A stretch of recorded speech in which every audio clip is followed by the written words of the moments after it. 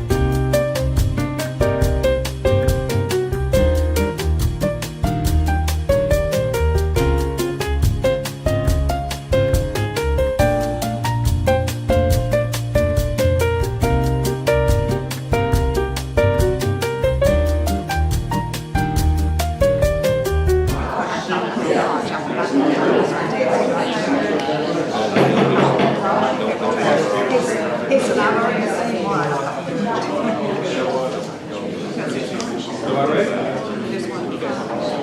John, Lynn, you there? John? Lynn?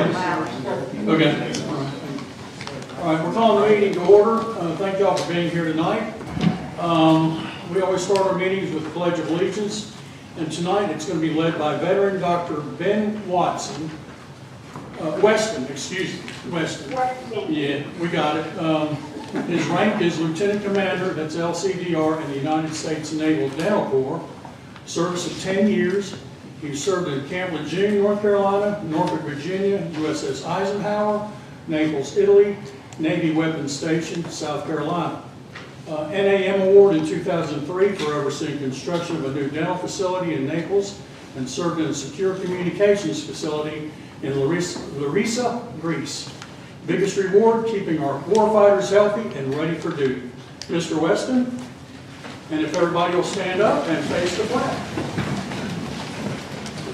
I pledge allegiance to the flag of the United States of America, and to the republic for which it stands, one nation, under God, indivisible, with liberty and justice for all.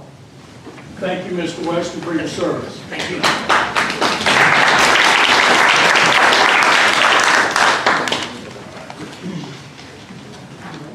Next, we always do an invocation, and usually Mayor Pro Tem Devaney gives us one, but I'm going to do it tonight and surprise her. If y'all back. Mr. Stalls is supposed to do it. Who? Who? Stalls? Mr. Stalls. You have a prayer gun? Miss Devaney did ask that I do it. But Are you Mayor, do you have one? I can always pray. In the better part of my day in prayer, Lee. Amen. I'll save this for later.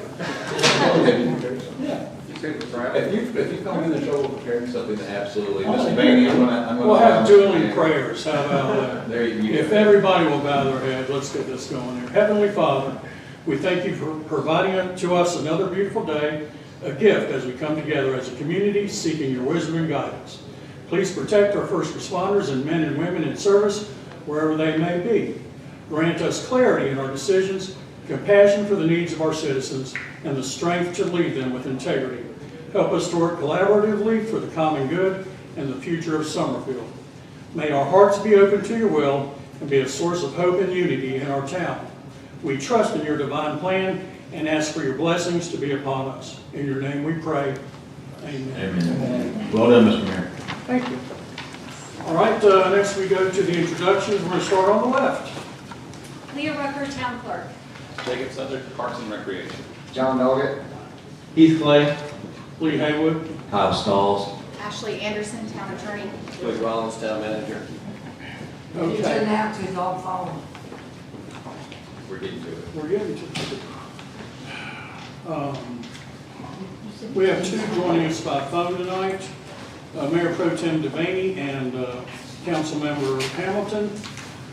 Ms. Devaney, do you have something to say to us here tonight? Yes, sir. I'm requesting that I participate in this meeting. I am out of town. Okay, and you understand you can participate, but you will not be able to vote. Correct? All right, do I hear a motion to allow Ms. Devaney to participate? I'll make a motion to allow Ms. Devaney to participate in this hearing. Is there a second? Second. Mr. Doggett seconds. Is there any discussion?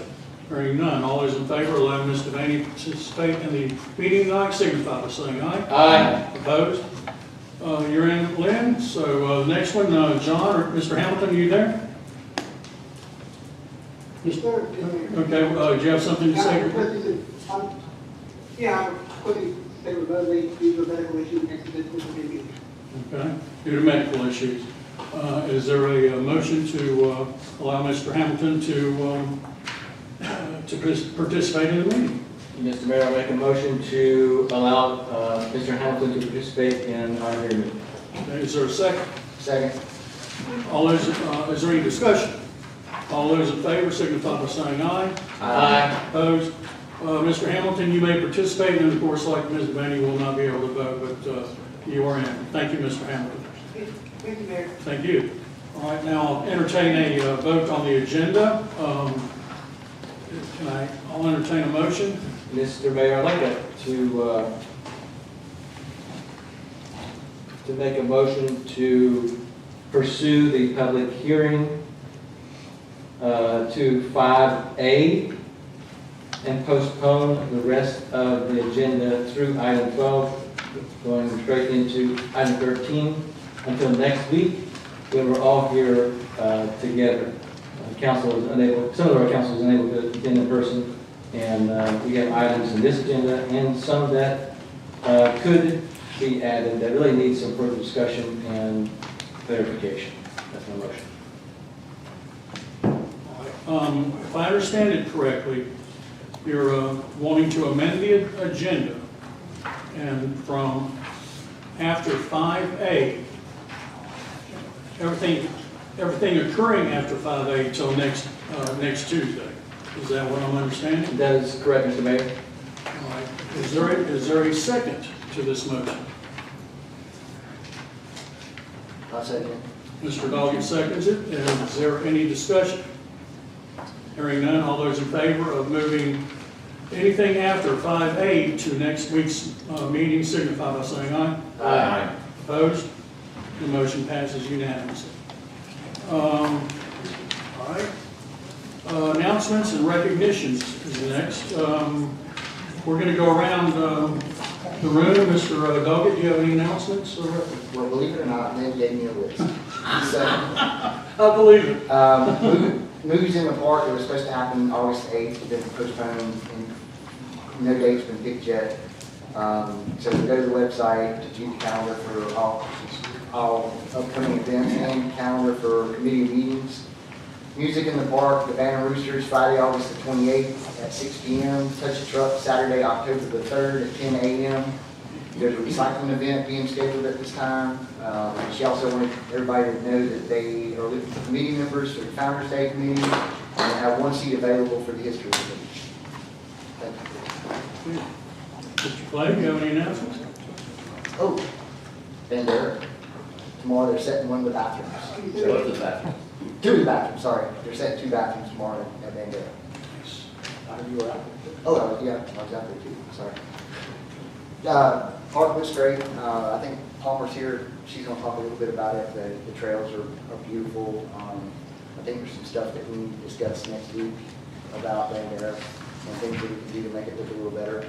But golly, the horse trails are beautiful. The walking trails were amazing, and just can't wait to see the bathrooms take place. I think it's a great park. Come along, they said they're on schedule. Everything's going well. I haven't, Mr. Mayor. Nothing? I've had a real boring past month and I've enjoyed it. So,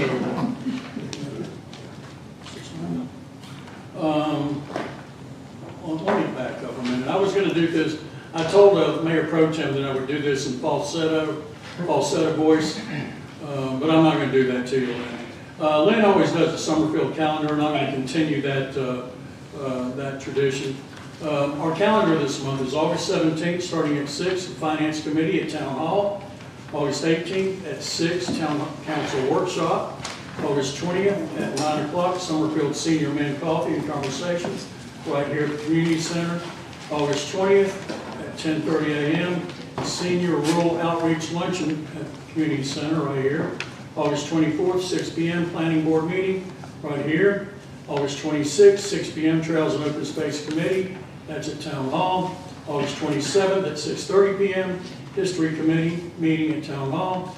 August 27th, 6:30 p.m., Board of Adjustment, and that's at right here at Community Center. August 28th at 6 p.m., Music in the Park. That's obviously at the amphitheater. September 3rd at 9 a.m., Summerfield Senior Men Coffee and Conversation right here. September 3rd, 10:30 a.m., Senior Research Outreach Luncheon right here. September 7th, Labor Day, everything's shut down. September 8th, 6:30 p.m., Town Council meeting. And then September 28th, 5 p.m., Joint Council, Planning Board, Board of Adjustment, Housing Training. That's on September 28th. That's pretty. Okay. Mr. Mayor, excuse me, Yes. there was a typo on one of the items you read, and that's my fault. The workshop is 5:30 and not 6. Sorry. sorry. Where's that at? What day? It was this August 18th. Which day? Okay. Apologies. That's next Tuesday, the one next Tuesday. Yeah, okay. 5:30. 5:30, okay. All right. All right, since we're adjourning, after, did y'all want to, Mr. Manager, did you want to say anything? After the plan, after the rezoning? I'll just add two things, Mr. Mayor. Sure. We started the process, town staff, DOT, and the vendor started the process for setting the sign. The sign is being manufactured, and site work will start along 220 across from the paving business on 220 North near the guardrail, and that should be fully installed in about 90 days. So I know that's a milestone that a lot of councils want to do. The second thing is I'm happy to announce that our finance officer filed for reimbursement on Bandera. We got a $1.317,000 check this week that has been deposited in the bank. So that's reimbursement to our funds. So sometimes in our financials it shows money going out, that is money going back in. And we got that in the same day we got it, so we can get that interest on it. Bandera, to Councilman Doggett, we get the bathroom set tomorrow at 9 o'clock. If any of you want to be out there and take pictures, you're more than welcome. However, you will be restricted area because it is a construction site, so I will say that. But it's due to be finished at the end of September. And the discussions next week, I understand, are discussing the possibilities of adding some other amenities to it, possibly. And the AMY is still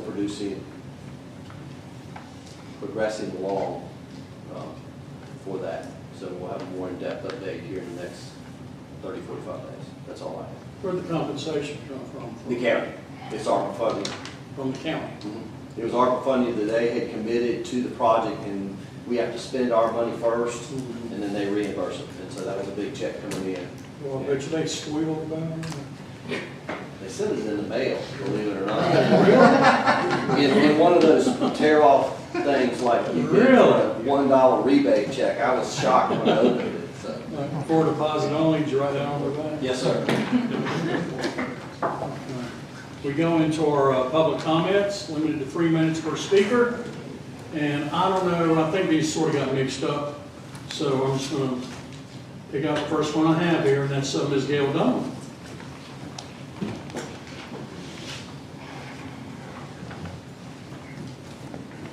Name and address, please, Ms. Dunn. Gail Dunn, 58, do you have the microphone on for a change? Yes. Okay, 5805 Stelhart Drive, Somerville, North Carolina. You haven't met for 2 months. We don't even have everybody here. You've been doing a lot of business in the closet, I'm quite sure, and spending a hell of a lot of money. I think that they think things are really remiss, especially Bandera. The original Bandera plan was excellent, and that is where the money was supposed to go. You made so many changes, and I think you still don't have enough toilets. But the other thing is just the money. You spent a fortune on lawyers since March 3rd of 23. If you refuse to release any public record about these billions of dollars for lawyers. There's public records out there. I think they should all be made public. I guess Ashley just doesn't want to release the public records. In fact, I've had strong concerns about all the amendments. Now in August, we're getting amendments, substantial amendments to last year's budget through June 30th. Then you got some recently. There is an amendment for $90,000 for attorneys. And what else did you have for attorneys for the last year? All of the public record requests should be complied with. It's not that difficult. And you've got almost 30 people on the payroll.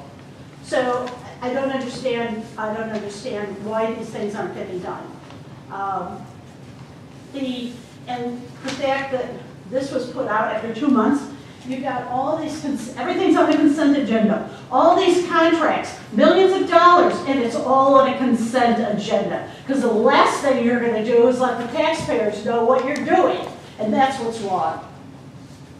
We have no public participation in anything. And you don't tell us what you're doing, and we should have an open meeting. We should be able to ask a question and get an answer. But for 4 years, you've decided never answer a question. If someone has a question, they can stand up here and talk to the wall. You allow us to talk to the wall for 3 minutes, let's say 10 times a year. No more. And not once would you answer a question. And you should get the active. You can provide these public record requests. You just don't want to. Your whole plan, your government in the closet, in that room. And we don't even have an emergency exit for everyone else that's here. Thank you, Ms. Dunham. That was exactly 3 minutes. All right, Teresa Perryman.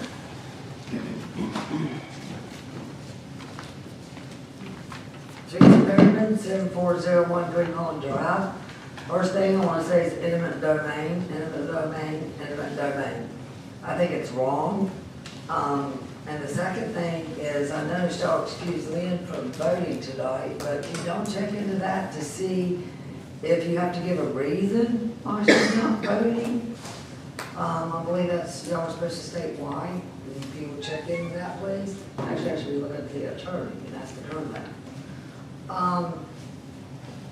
And all this moving the agenda tonight, the most of it, majority, is why? There was no reason given to why everything's being moved other than 2 Councilmembers not here, but they are. They were here by phone. So that does count as a full council being here. And it's just, I see a lot of waste of money that's going on in this town. I understand that the state auditor is now looking into us. And to have this budget, to have all these amendments done at the last minute, and still not a corrected budget that was passed back in June, and still to have it put off and put off and put off until the last minute to get it done, and changes that night as y'all pass the budget, you're not getting the public any information on what y'all were putting in there, what y'all were proposing, what you moved, and it's going on the website. Well, sometimes it gets put on the website the next day, some days, sometimes it took over a month before I could find the information. I have not filed a public records request in over a year because I'm not getting a response to the ones that I did previous. However, I did have 3 in. I got the last one that I put in tonight. But I'm really just holding off on public records requests. I wish y'all would put the information out there first so I wouldn't have to ask for it.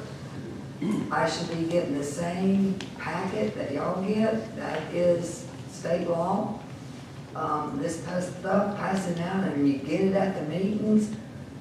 Y'all should say, no, I'm not going to pass it. I ain't had time to read it. And it should be put off till the next meeting. I'm not sure what's so important that it's got to wait for next week. You don't want public to come. It needs to be out there. And in the domain, I ask that you do not take these people to court. A lot of these people can't afford attorneys, but it doesn't matter because I'm paying for the attorneys here. Thank you. Thank you, Ms. Turner. We got Palmer McIntyre. McIntyre? Yeah, that's right. Please. I'm Palmer McIntyre. I actually live in Greensboro, but I've been involved with the Bandera project since the beginning. And so I'm here to speak about Bandera a little bit. I'm very excited to see the progress over these past 8 months. It's exciting to see the public is going to certainly love this new park and the trails in the park.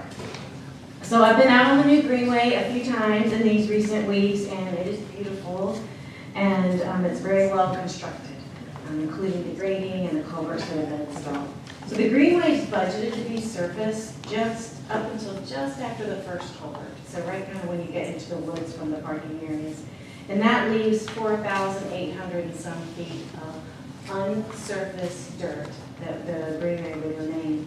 And natural surface trails can be very stable surfaces and sustainable, but a newly graded greenway like this really does need a protective surface. It's very soft and it gets very muddy when wet, and so it would have to close after any kind of rain. And there are areas in the woods where it doesn't dry really quickly, so it has to be closed quite a bit. So without that surfacing, it also will erode risk erosion. So the town is making a very big investment in this greenway as it is, and I'm here to advocate just for consideration of funding to give it a protective surface. So Bar Construction has said it could spread and roll a sandstone surface on those 4,800 feet for $65,000. And then another need is signage. We hope the park can feel really fully finished when it's constructed at the end of September. And Bar will construct a ranch-type archway at the opening with some timbers harvested from the site. But they could also build a really nice small rock base at the base of those timbers, just give it a very visual welcome to Bandera Farms Park. For $6,500. And then there's also some kiosk and wayfinding signage that also really needs to make the park complete. So I'm just here to ask and advocate for some additional resources to invest in this park to make sure that you're preserving the investment and making it the best it can be and a wonderful asset for the community. So thanks, I'm here to help. Thank you, Ms. Mack.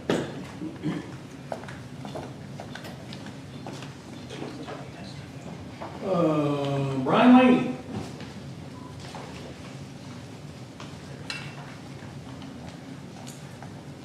Brian Lane, 4711 Crestfield Road, Summerfield, North Carolina.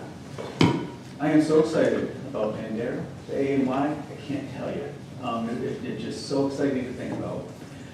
And I always try to come up here and throw some positive stuff out, but there's one thing I'm not going to be too positive about, and it is what's happened to the water tower. I only have rumors of what took place. I know there's been talk about a lot of transparency, things happening, they're gonna let people know. I've talked to a bunch of people here and heard that it's failed. For some reason it went down, not down, that'd be a terrible thing. But the funding got canceled. I think the citizens deserve to find out what happened. Lack of leadership? Was it somebody else's fault? Maybe it had nothing to do with us. But we deserve an answer on this. Y'all voted for it. We decided to move forward with it, and now all of a sudden it's not happening. I would just like to see some transparency and let us know what took place. That's all. I hope you all have a great night. Thank you. Thank you, Mr. Lane. Last but not least, Ms. Wanda Winfrey. Wanda Auburn Road. I'm sure y'all know who I am because y'all would take me to court. But I've attended multiple meetings and expressed my concerns about using eminent domain for a sidewalk project. Tonight, I'm asking the council to remember that eminent domain is one of the most powerful authority government possesses. It should be used only when absolutely necessary. It's not about just a sidewalk. It's about property rights, fairness, and public trust. When residents feel that their concerns have been heard but not considered, confidence in local government suffers. And I know you can't really answer, but you know, what specific evidence demonstrates that taking private property is really necessary for the sidewalk? I respectfully ask the council to explain for the public record why taking private property is necessary. The citizens deserve that transparency. If y'all proceed, I do ask that my objection be entered into the record, and I believe that the action is not necessary. And I'm assuming at this point you'll continue to take people to court. And just like I have more time. I wasn't going to talk about it, but since I do have the time, there was somebody at this table, I don't want to point fingers, that did call people that didn't kind of roll over and say yes. They called them hard-nosed. And at first I was offended by that because it was meant to be an insult.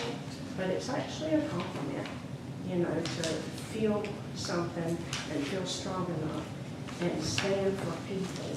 And sometimes you might not even be standing for yourself. I mean, you could be standing for someone for me, someone for female. You could be standing for, you know, people that are going to have a sidewalk 10 feet in front of their front door. You know, they could be disabled, they could be elderly. And sometimes it's not about yourself. Sometimes you're standing for other people. And I don't think that that person that called us hard-nosed meant anything harmful personally toward each people.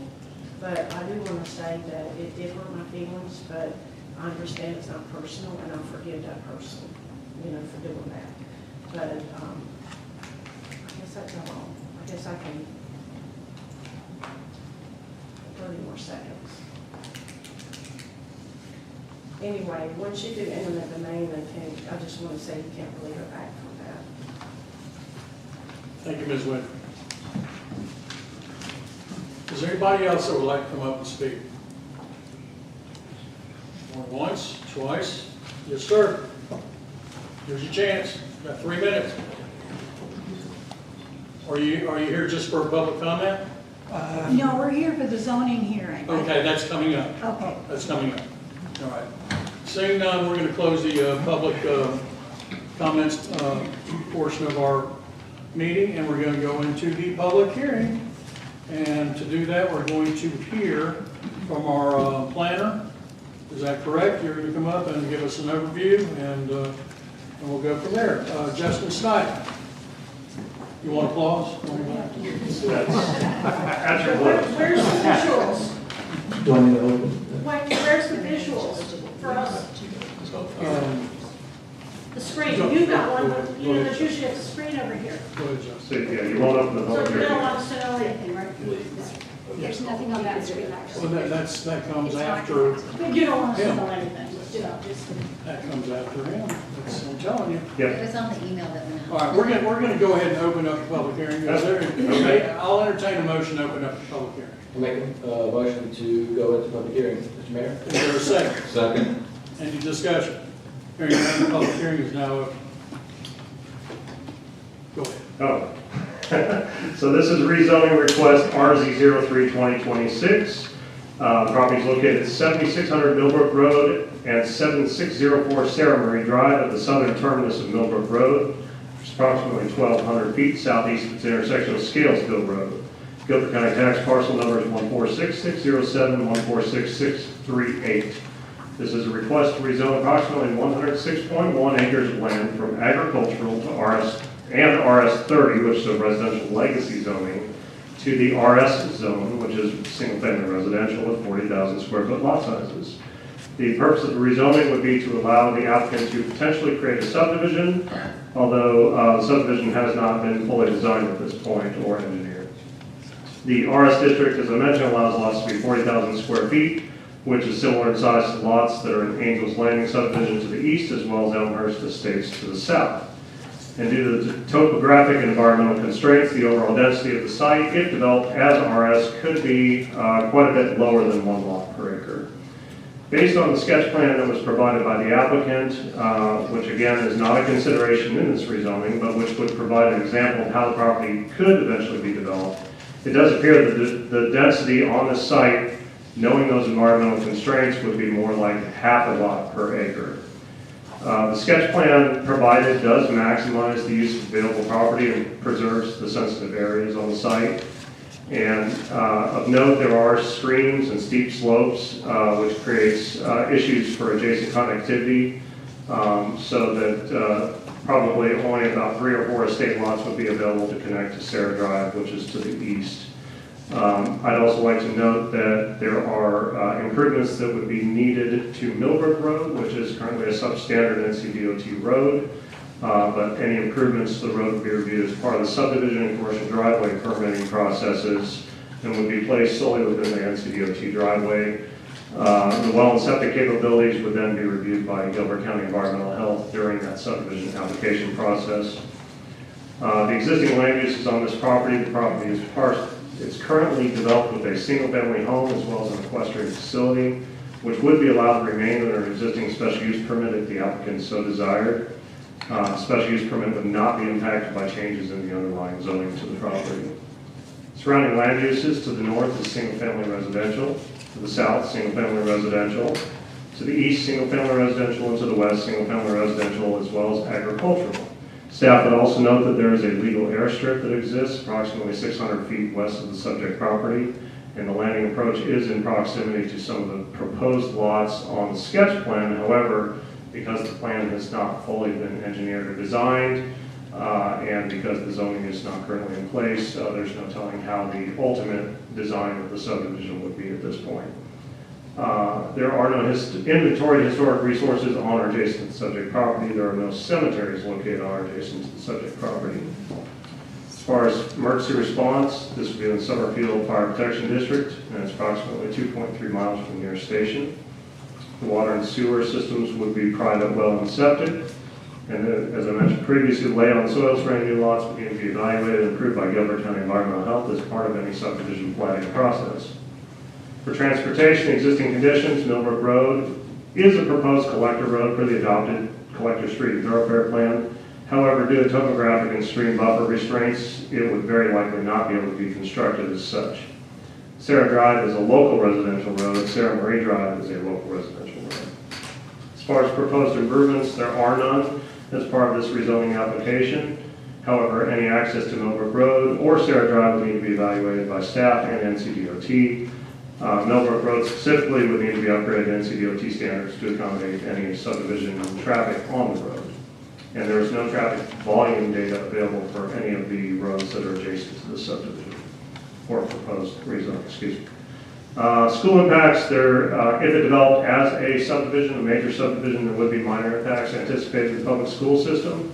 However, those impacts are not known until it's evaluated by the Gilbert County Public School System and upon any submittal of a subdivision application to the town.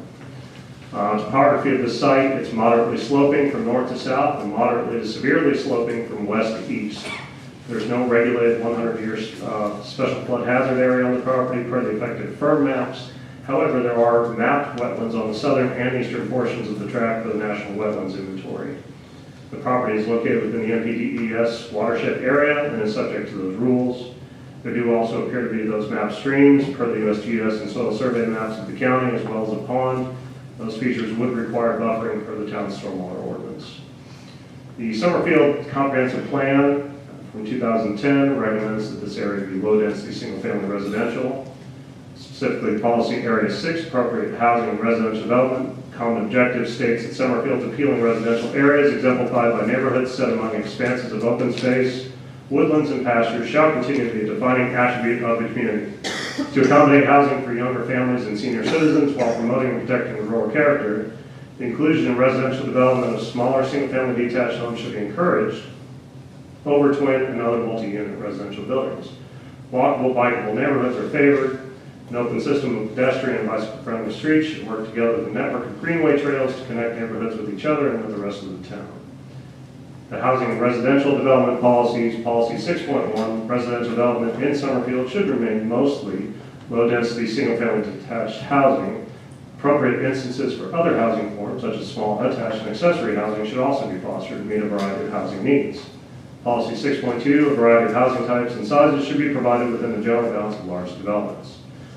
The statement of reasonableness, the proposed rezoning would, in staff's opinion, be reasonable and in the public interest because it is in an area where single-family residential uses are prevalent and it would enable development in a manner consistent with the Unified Development Ordinance standards for single-family residential while still allowing lots and density consistent with the surrounding developments. And so the surrounding land use is currently to the east, Angeles Landing is zone RS residential, which is what the applicant is proposing here. To the south and to the west, there's RS 30, which is a 30,000 square foot lot size, which is actually smaller than what the applicant is proposing. And then to the northwest, there's agricultural land uses along Millbrook Road. And then when you get to Scalesville Road, it's RS30 once again. So while there is some agricultural in the area, there's also a mixture of single-family residential densities in this area. The applicant's application is fully in line with surrounding land uses. And I will entertain any questions. Any questions for Mr. Snyder? Justin, a question. Has the applicant provided any communication or feedback on extending or postponing their request? They do not.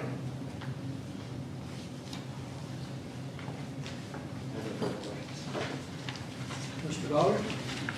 Well, so what we're voting on tonight is the zone, not the site plan. That The is site correct. plan is developed later on. Yes. And can change from what we've been showing at any time. So you're determining if the applicant's request for RS residential zoning is in compliance or conformance with adopted land use plans by the town, as well as with the surrounding land use patterns and the general standards of the ordinance. And the site plan comes later. Correct. If a subdivision plan will come in as a major subdivision plan, if they choose to develop it as a major subdivision, they could put 3 lots out there and then it would just be a simple minor subdivision. And so what we saw tonight.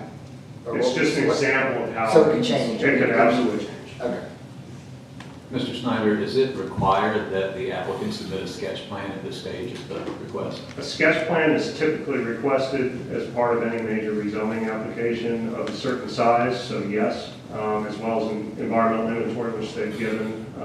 And so those sketch plans are typically used to inform the decision-making bodies of how it could eventually look, but they are not tied to those plans. It is not a site plan-specific zoning. It is not a conditional zoning. It's a conventional zoning request. So any use within the RS zoning that's permitted by right would be allowed on this site if it's on RS. And because this is a conventional zoning, there can't be any stipulations? Correct. The applicant cannot provide conditions at their own will, and the council cannot force conditions upon them. Is that it? Is that it? Thank you. Thank you, Mr. Snyder. We're now going to open up for speakers from the floor. Should be limited to 3 minutes per speaker. And I'm going to start with Dean Mailer. You want to start with the applicant, Mr. Mayor? Is that what we're going to do?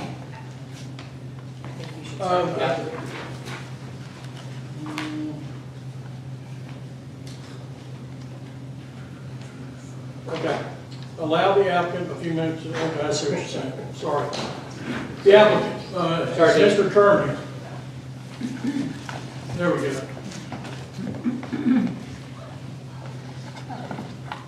I just, I want to, for transparency reasons, I met with Mr. Kern for lunch quite a few months ago, and we had a very nice lunch. He showed me the plan. And then just this past weekend, I went out and looked at Mr. Mailer's land as well. So both y'all are great guys, and I'm sure this is going to be a great subdivision, and we appreciate you coming out and doing that. So coming out, investing in our community. So go ahead. Thank you. Thank you, Mr. Mayor. Good evening. Nice to see all of you. Before I get started, just a point of clarification. Is my time also limited as a speaker from the floor, or am I able to give the applicant your overview? You're not. I don't think you're limited, and you might want to state your name. Yes, sir. I just wanted to make sure what was going on. Amanda Hodiern, I'm the attorney for the applicant, which is Millbrook Estates LLC, the principal of which is Hal Kern, and as a technical matter, also authorized on behalf of the current property owners, as you saw in your packet. My offices are at 804 Green Valley Road, Suite 200 in Greensboro. If we could pull up my slides. There's nothing here. I have a few things. Unfortunately, we don't have the screen set up. That wasn't important enough. Okay, well, we will, My apologies. that's okay, I've got it here printed out in case there's anything that really needs to be seen, I can pass it around. To everyone who wants to see it. So before we dive into that, I did just want to allow Hal a minute to introduce himself as the actual neighbor. Thanks, Amanda. Good evening, council. My name is Hal Kern, as Amanda mentioned. I'm the developer of the Millbrook property being considered for rezoning tonight. Having grown up in Summerfield all the way through high school, I'm excited at the prospect of developing a property that's in my hometown. It's a family goal to also reside in this future neighborhood, and should the council vote to rezone the Millbrook property to RS, I look forward to working with your staff on what I know will be a best-in-class neighborhood that honors the Summerfield vision. Thank you for your consideration tonight, and Amanda will take it from there. Thank you. Thanks, Al. All right, I may just refer you to your packets as I talk. So just a quick summary of the request, as you can see on the maps. It's totals out to 106.1 acres. It's comprised of 2 separate parcels. The existing zoning on that large northernmost parcel is AG, or agricultural, and the existing zoning on the smaller southern parcel is RS30. Could you wait just a minute while they do this, please? Sure, I didn't know I'll that. tell you what, y'all mind, it would be okay to take a 5-minute break? Sure. Is everybody okay with that? We're going to take a 5-minute break, and we're going to get this set up. We are recessed for 5 minutes. Thank you.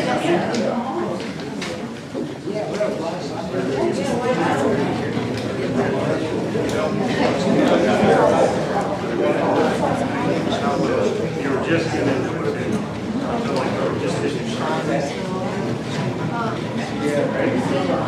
Yes, I see you too. Thank you so much.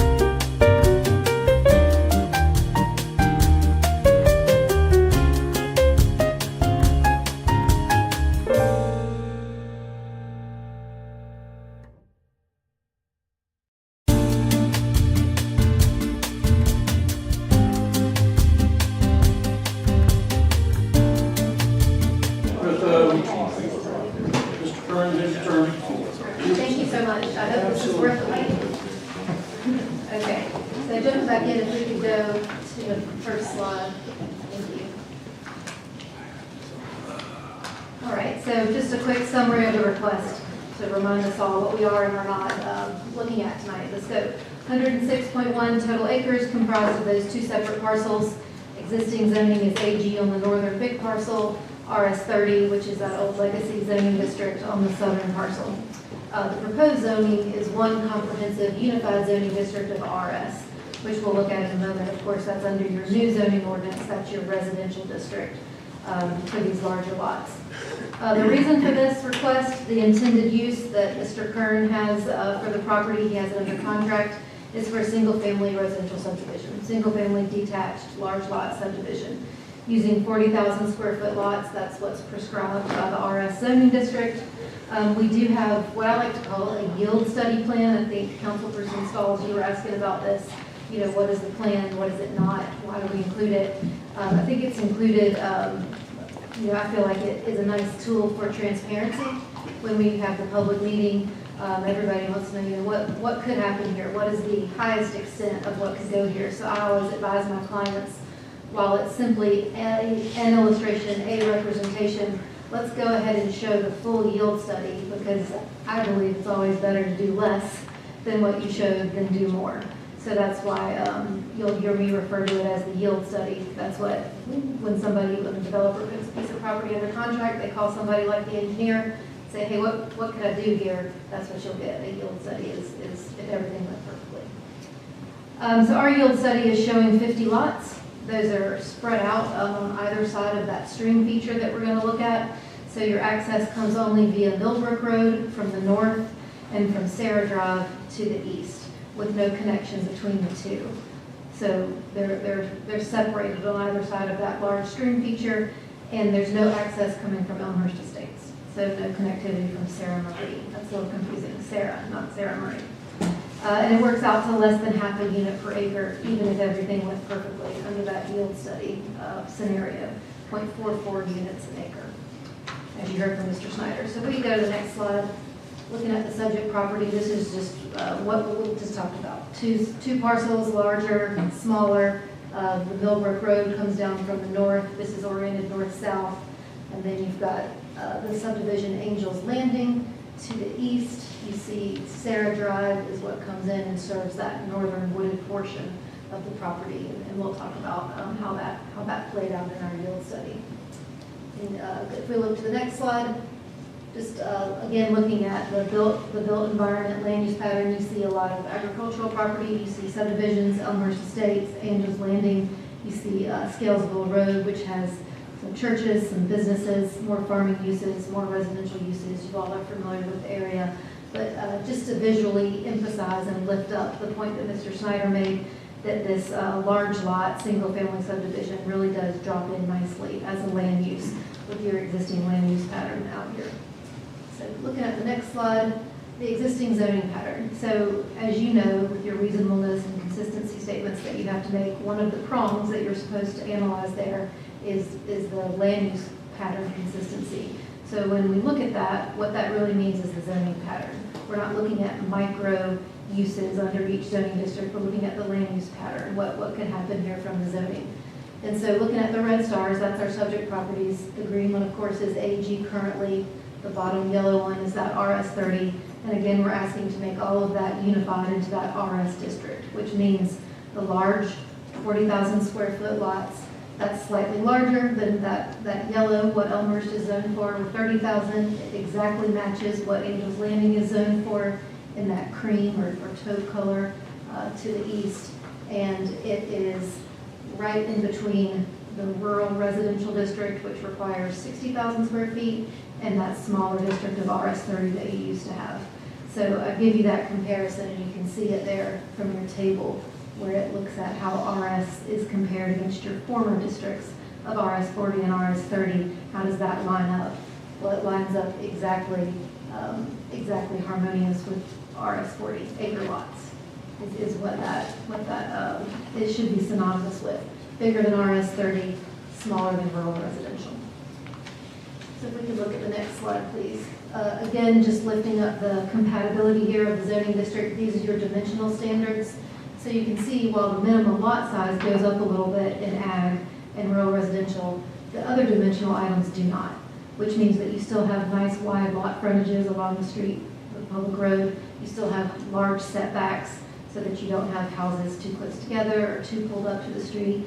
Those are those massing and visual cues that really are synonymous with the types of subdivisions that Summerfield is so attractive for, the types of subdivisions that people come out here looking for and expect to see in these large lot developments. They want to see not only the large lot, but the nice spacing, the nice breathability, and those are what those lot dimensions provide for you in this zoning district. Same with the building height. You can see whether it was ag or the old RS30, you're never going to be able to exceed 50 feet in any of these districts. So all of that remains exactly the same. Same with building coverage. So going to the next slide. This is that illustrative development plan. Development plan is what your zoning application calls it. Again, I call it the yield study. This is Ethan Creed, our engineer, is with us here from Hugh Creed Associates. And this is an engineer's first exercise with a piece of property. And what the hallmarks of a yield study are that it's done from GIS data or field, aerial imagery. It's the layer for the streams and wetlands that we can get off of GIS. It's the topo we can get off of GIS. It's the boundary that we get off of GIS. It's not field data. It's not been surveyed or shot for the topo. These are all things that we pull in from the computer to do a first iteration. He lines those up with all the requirements of your ordinance, like those dimensional standards I just talked about, like the NCDOT road profiles. You heard Mr. Snyder talk about all of that being built to DOT standards. So he applies all of that based on the information he pulls from GIS and other sources, USDA maps, that sort of thing, looking at soils. The point is, it's not fully engineered with actual field data. We haven't had the rocks probed. We haven't had all the soils tested and permitted by the health department to see if the soils actually perk where we think they will. We haven't had the wells drilled to see if we can get the spacing correctly to support every one of those lots. And CDOT hasn't come out to make sure the road profiles at the right pavement width will line up exactly like we have here. So it's a professional licensed engineer making an educated first pass at something, but we expect it to change and ebb and flow as you apply all the requirements and site-specific considerations. So I say all that because there were some questions about it and how does it factor in. But I do think it's a nice piece of transparency. We're all visual people. At the end of the day, we all just want to know, hey, what's going to happen? What's it going to look like? So this is a great way to say if everything went perfectly and all the data that we have now turns out to be correct, this would be the highest yield that this piece of dirt with all of its factors could produce. But we know that that doesn't take into account everything else that we will learn and have learned just from going through the whole process. So if we could go to the next slide, please. This is just showing it in the context of that north-south orientation. You see Millbrook Road, how it comes down and accesses the site.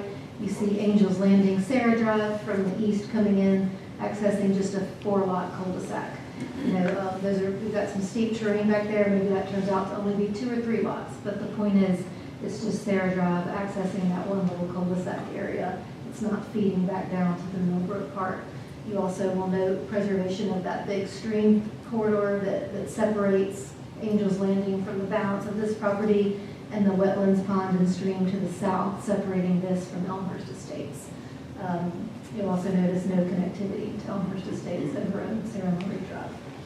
So just a couple of, and again, that's dictates of the way the land lays. Just take a piece of dirt as you find it is what I always hear engineers say, if I have that right, and then work with it from there.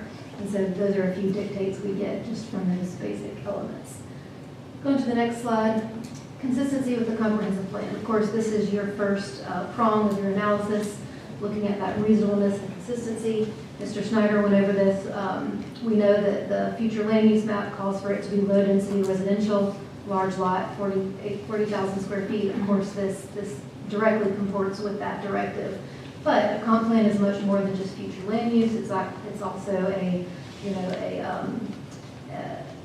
aspirational document of goals and objectives to get you to a holistic, fully fully integrated town with all the features and attributes that you see for yourselves. That's why we do these comp plans, to look into the future and how we get there. So policy objective 5 tells us that water supply and sewage treatment are an important attribute and objective that you all want to keep front of mind as you're considering new development and how you grow. So what does that mean? It means that you want to design your development and improve development in such a way that it preserves your groundwater. That's a natural feature that you need to rely upon. It's key for the quality of life and the ongoing functionality and vitality of the town. So how do we bring that forward through development? Well, it tells us here through these micro policies. 5.4, I've got these two circled because those are two that this plan is very directly, exactly implementing these directives of best practices.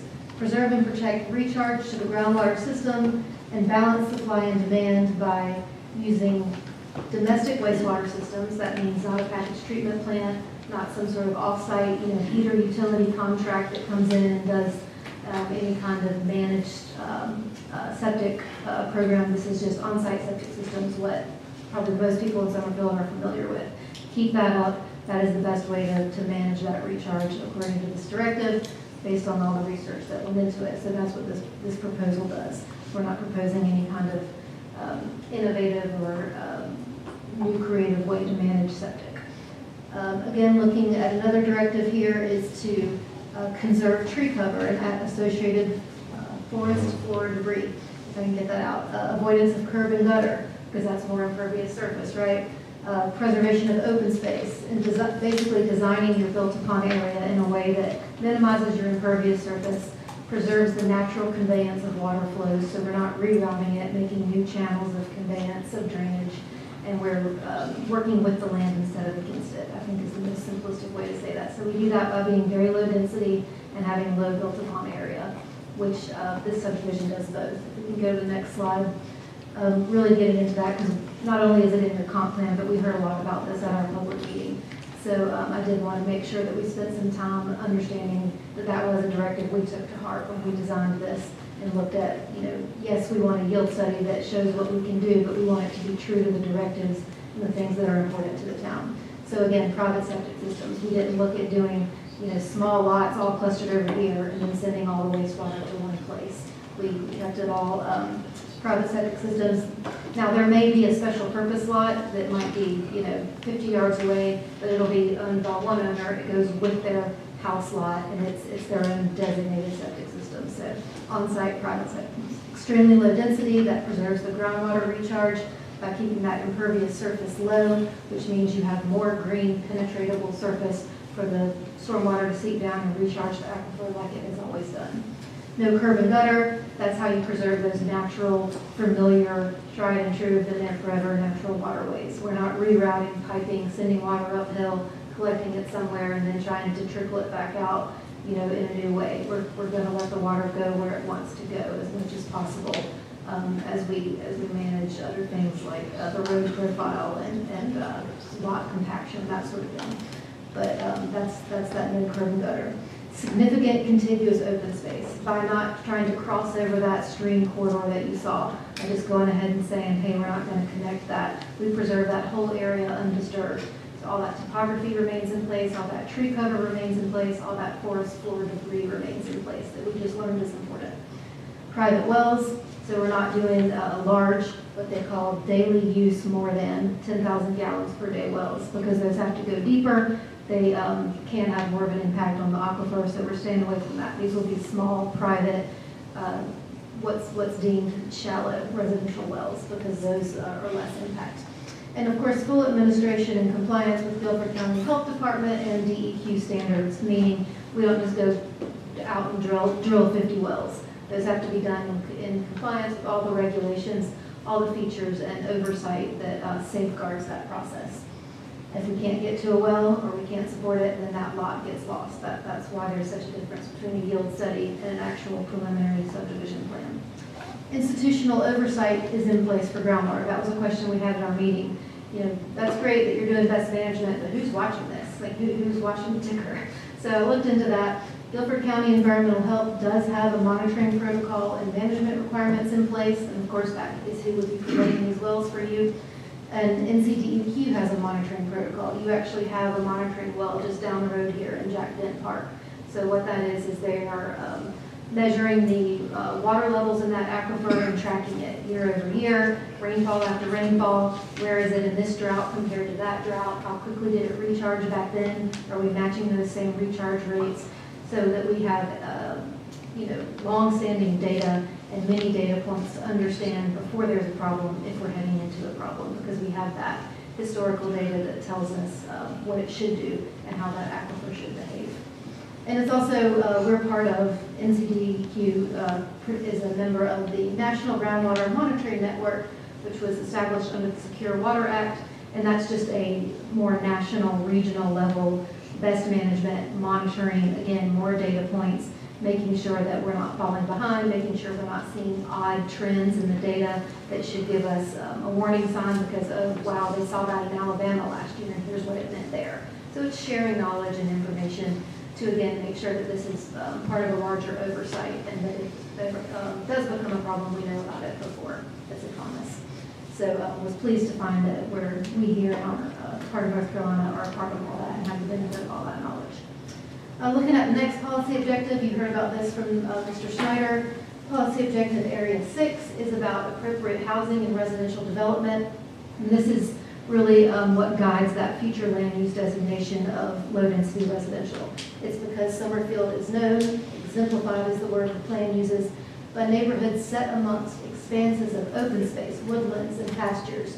And you guys want that. The town wants that to be a continuing defining attribute. So again, we looked at that. We gave that information to our engineer and said, hey, that's what we want. We want one of those subdivisions that this is describing. So that's exactly what this does. You can see, if you recall that yield study, how it was overlaid into the pasture land, into the topography, again, working with the land instead of against it, to keep those big open spaces that's so beautiful on that land, and preserving the sensitive environmental features that, you don't get any better utility out of trying to plow through those.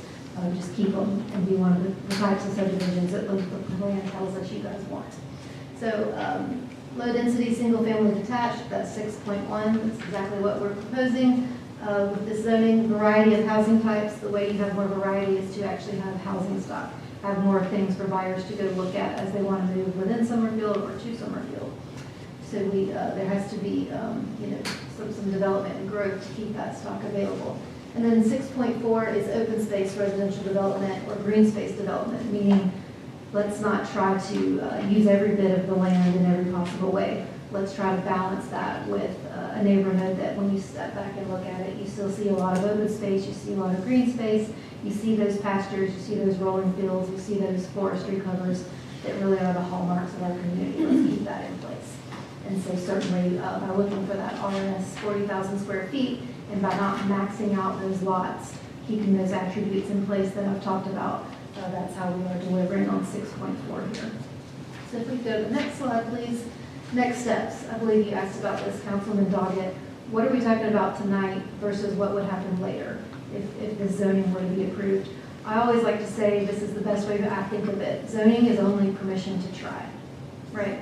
So zoning, if it gets approved, that just means that we get to go keep moving and try to develop a subdivision plan that meets all of your requirements for the road profiles of NCDOT, the well drilling requirements of the health department, the septic locations of the health department, all of the dimensional standards, all of the soil compaction requirements, all of the accessibility requirements, the minimum lot widths. Can we make all of that work? And then we also look at broader considerations, things like the airstrip that we've learned about through this process. It is a neighbor that has its own needs and compatibility issues. We've learned a lot about that. You'll hear from Mr. Myler later. We've met a lot with Mr. Myler, so that's a factor that needs to go on the board with everything else. We need to make sure that we're planning for that safety, just like we're planning for sites that can perk and have a well. All of that has to be put on the board together. We have to build that quilt and then see where it washes out. Maybe it's 50 lots if we have a perfect day, or maybe it's only 39 or 29, right? So all that comes later. And that's why the plan that's submitted with this is purely illustrative. It's one iteration of what could happen if all things remained equal. But So we've been to planning board here at council tonight, of course, so all that means is, okay, you now have zoning that allows you to go do all those other things and submit a plan to Mr. Schneider and all his colleagues on TRC that tries to meet all the other requirements. So that's what's called preliminary subdivision plat review, and that's where we turn Ethan loose. He actually goes out, sends his surveyors to the site. They shoot all the actual data, they get all the actual topo contours. We learn exactly where there's rock on the site. We learn where the soils can park and if that can support a 4-bedroom house or does it need to be a 3-bedroom house. All of those things so that we can build a plan. We sit down with Mr. Myler and say, you've explained to us what a safe glide path tangent is. I'm sure my terminology is wrong, but we've learned a lot about that. So that also needs to be in consideration. How do we maintain that glide path in the safe mathematical formula that they've told us about, and yet still make sure that we can try to deliver a nice subdivision while meeting all those factors. So that's what would come next. And of course, here in Summerfield, that comes back to planning board. So not only does it go through Justin, it goes through NCDOT, it goes through DEQ, it goes through Guilford County, all of those folks, but it also comes back to planning board. That's an advertised meeting. It's on the public agenda, so everyone would have the opportunity. We've talked a lot with Ms. Westmoreland. She has a pond south of us. So that's another neighbor that we want to make sure knows that's all part of what goes into subdivision planning, and she will see it when it comes out the other side. To be able to come back, ask questions, hear Mr. Schneider talk about the fact, yes, we looked at those drainage calculations. Yes, we're making sure that erosion control is not putting your pond at risk. So all of those factors that have to go into the fold would come next. It comes back to planning board. If approved, then we would go to construction drawings. So that's when you actually get some permits and start doing your horizontal construction. That's your roads, that's your septic installation, utility installation, nothing vertical still. And then after all that, you get your plat approved. If all that gets inspected and thumbs up, then you would see vertical construction with building permits and eventually certificates of occupancy. So having gone through all that, I appreciate you humoring me, but I really want to emphasize the point that zoning is only permission to try. It does not guarantee or create a mandate that we will be able to do any of this successfully. And to Justin's point, if we couldn't do it successfully, you may see a plan that comes back with just 3 or 4 lots, because that's all that could happen here. So that's I've got a technical difficulty. I need to add Mayor Pro Tem back in. If we could pause for just 1 second.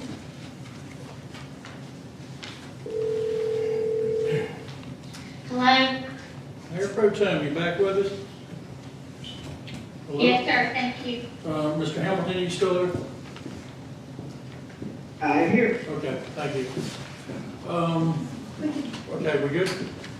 Yes, sir. Okay. So we go to the next slide, please. I've covered a lot of this, but just to make sure we all understand the things that would go into that preliminary subdivision preparation, and because I do want to make sure, like I said, we've had a lot of meetings with Mr. Myler and his representation in council, really understanding the impact and the compatibility needs of that airstrip next door. We've made, and how we'll talk about this too. We are committed to being a good neighbor there and a responsible neighbor. Safety is not here to be litigated tonight. Safety is safety and it's paramount, and Hal shares that objective. So from what we can do with that is put it on the board with all the other factors and say, hey, there's a lot of ways we can provide that glide path. So let's get it onto the subdivision review and then see it applied. And then say, hey, does this work? Does this meet it? We think it does, based on the education you've given us. Sliding this house box over here, does that meet that tangent and stabilization course and all the things that I had a crash course on over the last couple weeks. So we want to be able to have the opportunity to design for all that. I understand that, I want to address the issue. I don't want it to be something we don't talk about. So I know that they would like us to be able to sit here and say tonight, this is how we're going to do it, this is what it's going to be, a prohibition here, a no-build zone there, and I believe that there's some disconnect between not being able to deliver that now, being a hallmark for not willing to deliver it. And so that is not the case. I want to say that on the record. I want to let Mr. Kern say that on the record. What is the case is that we have to get to that point, and zoning gives us permission to go do all those things, to gather that data, to come back with a site plan, a preliminary subdivision plat that we can show Mr. Myler and his council and say, we think this works, let us know. What do we need to tweak? How does it need to, what are we not accounting for? Or, we did do this one thing, is that okay? That's the kind of place we want to get to. So that's, and then we of course have to do that in respect of all these other things. The UDO, state and county requirements, NCDOT requirements, health department, land disturbance and erosion control, Miss Westmoreland's pond. All those things have to work together and design to those site-specific considerations. So if we go to the next slide, preliminary subdivision review goes to the TRC, we've talked about that, and then back to planning board as a public process, we've talked about all that. And I'm making that point because I really want to emphasize that tonight is not the time at which we have to decide, are we at an impasse or a conflict with the Mylers or anyone else. That point will come, we're committed to not getting there, but we just don't have the data tonight to be able to put that forward. So, next point, next slide. Here we go.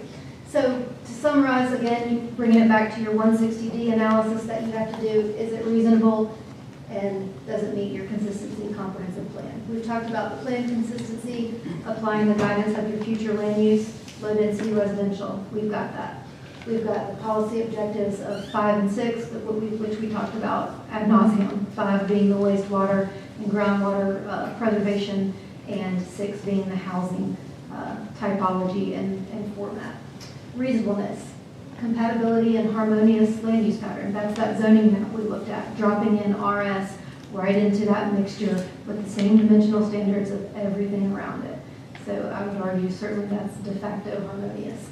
Provides desirable needed housing in a low density format, which is what your plan has asked for and called for. Efficient use of a large piece of property, 106 acres, with stream corridors and challenging topographies and challenging access, but still being able to put all that together and come out with some really nice desirable lots to add to that housing stock. Sensitive to connectivity concerns of adjacent subdivisions. Again, that's not connecting with Elmhurst Estates. We know, we heard a lot about at our public meeting, that is not a factor or a component of a subdivision here that anyone wanted to see. So this delivers on that. Equitably balancing property owner rights with public interest. So again, the right to sell and develop this property, but doing so in a way that isn't unduly burdensome or unduly intrusive on the town's goals and desires for low density and a proper land use format. And then even being able to further curate and massage that through the subdivision design process with all the other attributes that we're learning about and know that we need to plan for. And of course, the built-in checks and balances to make sure that we do that. It's not just me saying it, it's not just Hal saying it, but it comes back to planning board to ensure that you all as a town actually agree that we've faithfully done those things. And it's been checked by that TRC, third-party independent review. We have a unanimous recommendation of approval from the planning board after its duly held public hearing and consideration, and of course, a staff recommendation for approval. So I submit all of that to you as a summary factor analysis to urge that we have met the test for reasonableness and consistency, and that we are excited to take the next step, hopefully, to get to come back and see the planning board again, see Mr. Snyder and his colleagues again, showing how that yield study can evolve into an actual subdivision plan to get a nice, I appreciate your comments, Mr. Mayor, to get a nice subdivision and a nice project on the ground. Because there are some commitments that I really want to be emphasized tonight, I do want to let Hal address that commitment to continuing to work with Mr. Myler. And then we'll open it up for questions. Yeah, I just wanted to have an opportunity to echo Amanda what the safety is paramount for me as well. Our goal is to develop a site plan that's not only attractive, functional, and compatible with surrounding neighbors, but also complies with all UDO and state laws. Should the rezoning be granted, our plan is to deploy best practices during the site plan design and preliminary plat process Summerfield affords. While thoughtfully taking into account public feedback, we will make sure that all development aspects have been considered and engineered, ensuring a safe and compliant neighborhood. Thanks for your consideration this evening. Appreciate your time. Okay. Can I ask a couple questions? It's been a while since we talked. I mean, Was that just one piece of land that was bought? I mean, was it pieced together? I mean, just out of curiosity, I mean, really. It's two pieces of property. Two pieces of property, okay. I mean, that said, the bulk of it is in one parcel. And it's been, to my knowledge, I think it's been together in that same ownership for about 25 years. That's right. And you're not tearing down any other, you're not tearing any buildings down or anything, or is there any buildings gonna be torn down, any existing structures? I think that's part of that to be determined process. So, you know, there is a existing horse equestrian facility on the site. So is there a possibility that, you know, that some of it could be used as a common area? Maybe it'll just kind of be a part of, you know, as you adjust that quilt and try to meet all the factors, you know, is that the best way to go with it, or is that space better used for something else? One last thing, you know, how much you think those houses that it's gonna cost? How much is it gonna cost somebody to buy a house out there? So, What's your target? What's your target? so we can't, I see the attorney, but I don't think they're at a point in their process where they can address that, and I don't think that is an appropriate factor for you to consider as part of the legislative. I was just wondering. what we can tell you is, you know, the math problem speaks for itself, the price of the dirt, plus the price of construction and the size of these lots. I was just wondering. It'll be a price tag commensurate with those costs. I like it. What do y'all got? Mr. Mayor, I have no questions at this time. Mr. Stahl? I have no questions. Okay, we've got 4 speakers, questioners. Mr. Dean Mallett? Sorry? Gentlemen, thank you for letting me speak this evening. Could you turn the microphones on? Can you just raise it? Speak into it, There, better. yeah, good. I just wanted to say that I spoke with Hal and Amanda. They've been good to work with. We have explained the needs we have to keep the money rate viable. As you know, I won't repeat everything, that it is a place that we have talked to Lifeline Helicopters. They can pick up patients. I've been there 36 years, and they're on the aviation databases. I don't want to repeat all that, but just that we try to do something good for the community as well. And I understand that there's going to be development out there that eventually, I don't think that's the goal here to stop it. I think it's a positive thing for Summerfield. The request I have is, we have been in discussion with what we need to have a safe runway. And we've come a long ways from where we started, but we don't have any firm commitment on what we actually need. And I know they're working on it. Hence, I'll be brief and relinquish my time to our attorney. The simple thing is that we would like to have something firm commitment, so we don't end up losing our runway. And with that said, I'll hand my time over to our legal advisor. Mr. Mayor, Mr. Miller, unfortunately, the town's public comment policy prohibits members of the public from surrendering their time to other speakers. So, Well, he hasn't surrendered any time. You're under 3 minutes, so. He can still get that. you still have the remaining time on the clock, but you cannot give it to another speaker. Just to say that at the end of the day, we need my attorney will kind of cover some of this, but we're looking for a safe approach. And in most cases like this, historically throughout the country, the small airport often has to close. And I really don't want to have to do that, so we are trying to work out something together. I just feel like the only advantage I have is working that out before the rezoning occurs. And I know you guys have a job to do, so that's up to you. But I do wish we could have come up with a solid, firm agreement. We've had some tentative ideas, but we have nothing concrete. And so, hence my concern about the rezoning, and I don't have much to say about that either. So, anyway, I'm done. That's all I got to say. Thank you, Mr. Miller. Bruce Brandon? And you would be the attorney for Mr. Miller? Yes, sir. Thank you for coming. Appreciate the opportunity. Could be, I'll pass on some of these things.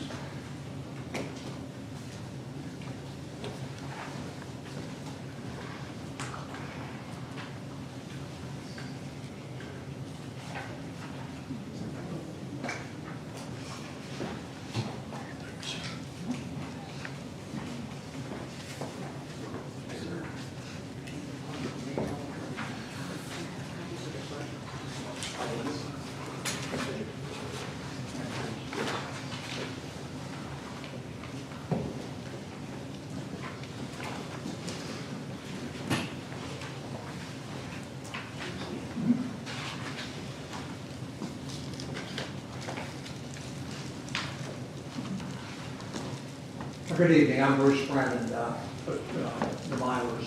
And we're, first of all, y'all know a lot about the airport, I think, but it's been there for 30 years. It is a Dean Let's EMS military is a good citizen with the airport.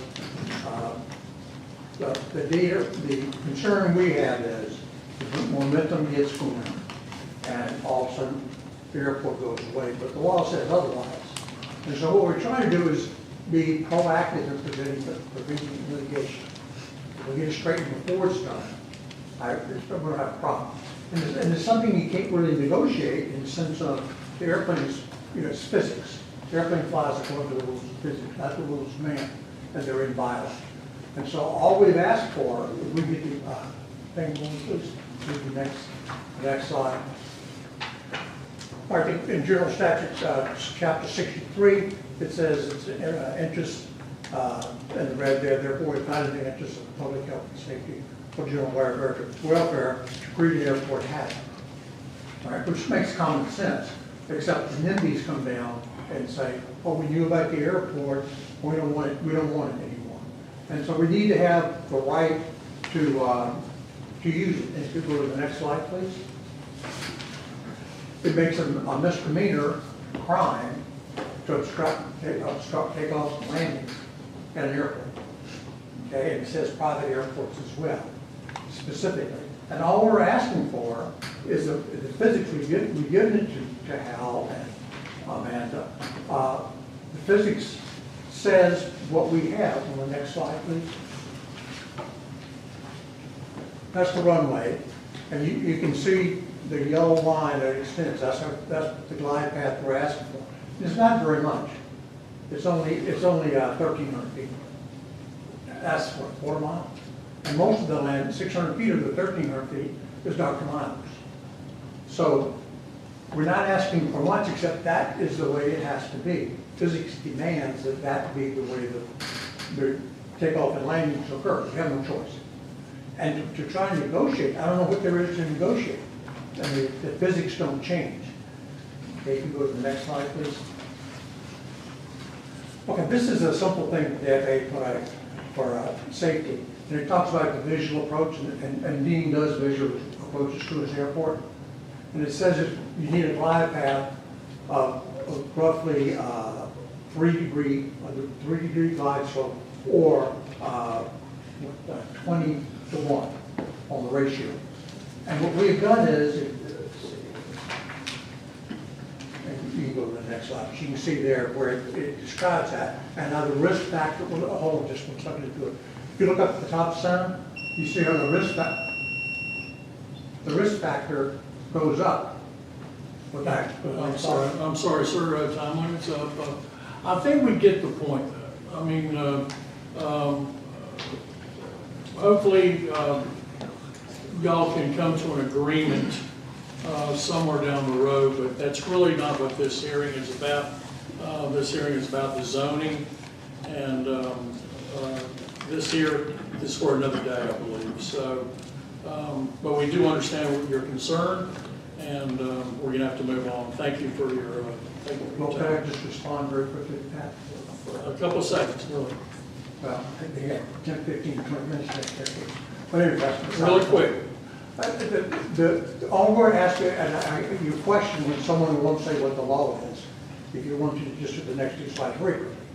And we come up with this to show how dangerous it is, the stabilized approach. It's not, it's not rocket science, is that thing. And for them not to agree to it in the front is cause for great concern. Okay, thank you, sir. Okay, next person up is Gail Dunham. Are there any other family members? I can go last. You're up, Ms. Dunham.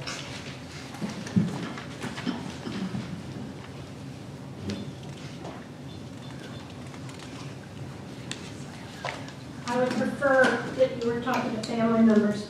There's some very special needs. This is a really important project and you've all been, and you just don't care. You know, you announced that, you know, that you're all in for this. I guess you've already all decided yes. You probably did that from the back room where you make all your decisions. This is extremely important. The other thing, people should know that all the wonderful slides about the comprehensive master plan, you've already trashed all those. You've hired someone else to write a whole new comprehensive master plan, and your council was going to do that. I have always maintained you should look at the existing document like that because it does have a lot of good things in here. This is a very special project.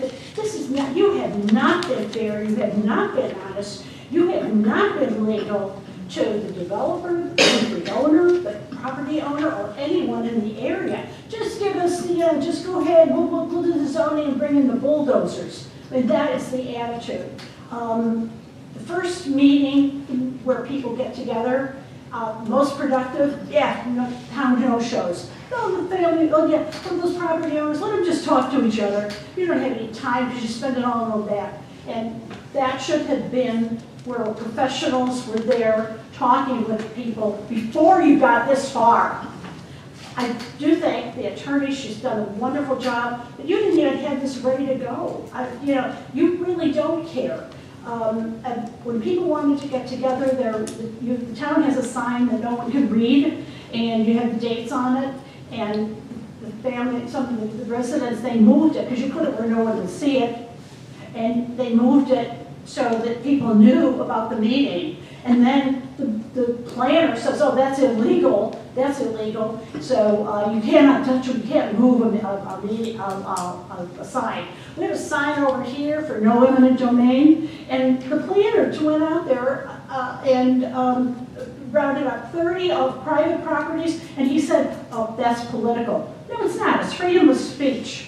But that doesn't matter here. There's so many details, this has been so mishandled. You could all go to a county meeting, county board, or county planning meeting. You have a lot to learn. This whole project, you haven't listened to the people, you haven't participated, you haven't had them participating. Oh, just go with the zoning and bring in the bulldozers. I can't believe how rude you are. When the attorney is trying to explain something that's so important.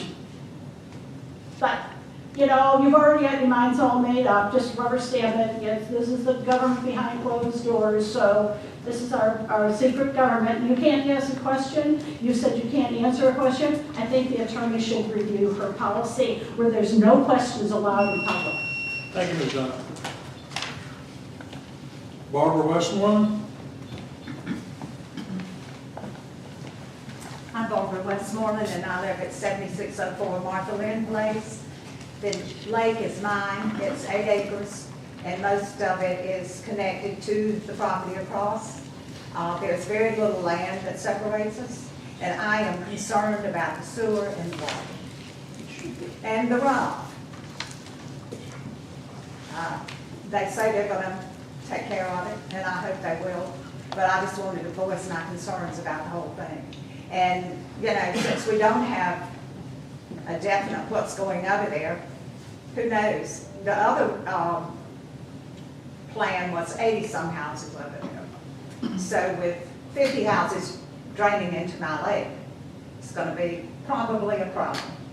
And I was told that we don't have aquifers in this area, that the bedrock has cracks, and that's where our water comes from. So that's all I have to say. Thank you, Ms. Westmoreland.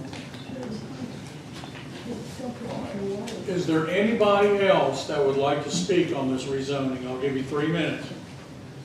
Anybody else? Hearing none. This hearing is closed. I guess now we go for a vote. Do y'all have any comments? Mr. Doggett? Can we ask questions again? Yeah, I'll tell you, let's start with Lynn and John. Y'all have any questions? If I could add that we would, in situations, by the way, can I be recognized? Is that okay? Yeah, you're recognized right now. Okay. Sometimes when you have these public hearings, some municipalities will wait anyway to give time to absorb what's happening, what's been presented. I would very much like to have this placed on the next month's calendar so that we can take absorb time for given today, absorb what's been told to us. It seems like there's a lot going on and there's a lot to do. And, if you guys consider that, I would very much like to just vote on the September meeting. All right, duly noted. Particularly since Lynn and I can't vote. Duly noted. Lynn, do you have any comments? Ms. Devaney, you there? I'm okay with, can you hear me? Can you hear We me? can, yes, ma'am. Okay. I'm okay with waiting till next week, or, which would be the 18th or September the 8th, either one. Yeah, since the 18th already has some stuff added to it, and that's a workshop, that's why I was thinking of putting on the actual regular meeting. So fine. All right, thank you, duly noted. That would be up to the other three gentlemen sitting beside me. Mr. Doggett, do you have anything to say? Justin, I think it's, and it may be a question to y'all, for the lake, any runoff, you can't change direction of the runoff, you can't change the path of the runoff, you can't change anything about it, right? So the way the water's running now is the way it's going to be running, correct? That is. I'm sorry. Go ahead. Oh, I'm just saying, it's going to be the natural conveyance of water. So you want to keep water going the direction it's traditionally going, which is part of the ordinance. But you can't change it. You can't increase it. What is in? You can't divert a stream, you can't divert a wash the way it already is going. The way it is the way it is, the way I've always Well, understood it. a stream, we can't divert a stream. However, like drainage ways, yes, you can create drainage easements.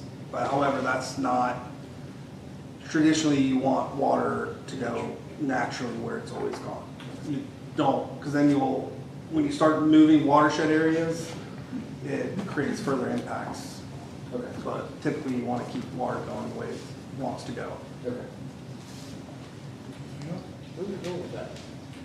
Just, she's talking about a lake and worried about the runoff in the lake. I just want to try to. Mr. Clyde?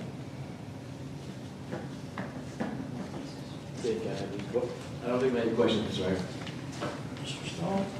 I'll just put another question to the engineer. Do you think the site design, when finalized, will require any sort of retention or detention pond on site? Not likely. Okay, just curious. It is a low density development. All right, do y'all want to consider what Ms. Devaney and Mr. Hamilton said at all? I mean, that's up to y'all.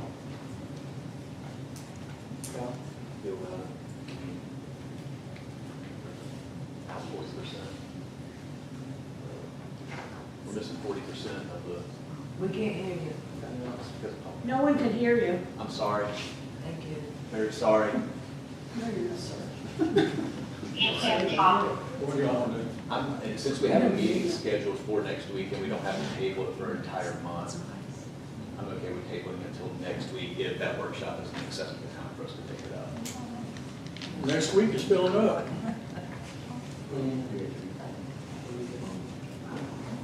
To me, I don't think 1 week's gonna make a difference. It's still, to me, you still gotta go through, and then they've gotta do their studies to see what they can put in there. So right now, this is kind of where my mindset is, the applicant has put in a request for an ag to residential. They get a yield of what could be, but really don't know. And from what we heard from both the applicant and the owner of who had spoke with the airport, said that discussions have not broke down, that they're continuing to pursue. But it's kind of hard to create any structure without knowing really what you can and can't build. And so I think what I heard tonight was this puts them into the next phase, the next step to really know I'm going to invest and put effort into what it really could be. And we heard verbally from both Powell and the attorney that they are willing to work with Mr. Dean. And I see a shaking head, yes.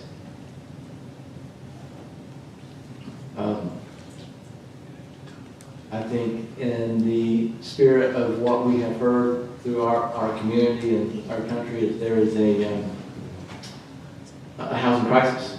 And Mr. Howe is pursuing to do that into our community. And I respect Mr. Dean because he's already invested in our community. He's put a lot of effort, a lot of roots here. And I don't want anything to impact him, but I do also understand we have a property owner that has really requested a rezoning. So I think that's really kind of driving us. Whether we do it tonight, we do it next Tuesday, or 30 days from now, that same question is going to be in front of us. Well, You want to move forward with it tonight? I think so. I think we should move forward with it tonight in that case. all right, is that you're saying do it tonight, you're saying do it tonight? Okay. Well, actually, by the rules that were given to us, we're not supposed to really take into account, the runway and all that, but we're just supposed to really look at the rezoning request. And all the criteria have been met for that rezoning request. So I don't see how putting it off is going to make any difference in that they have met all the criteria. So, you going to do it tonight? I'm fine moving forward tonight then. Okay. All right. Anybody want to make a motion? Do we have the language we need to use? It's in here. It is, yeah. Yes, it is. Okay, here we go. All right. You're on the back, Justin? It's on the cover sheet.